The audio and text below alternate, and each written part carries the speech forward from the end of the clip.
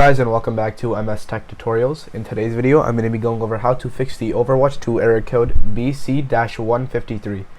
And to get started, the first thing you can do is head over to Settings.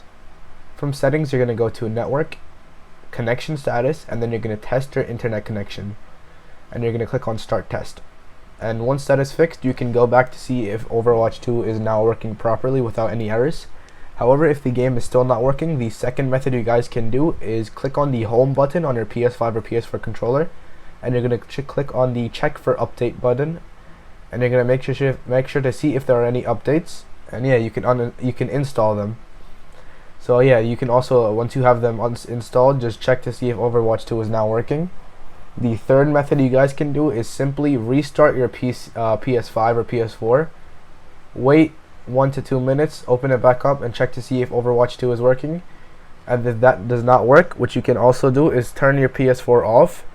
You're going to unplug all the wires out of your PS5 or PS4. You're going to wait 10 to 15 minutes and then you're going to replug them back in. And then you're going to see if the game is now working. Overwatch 2 should now be fixed after doing all of these things.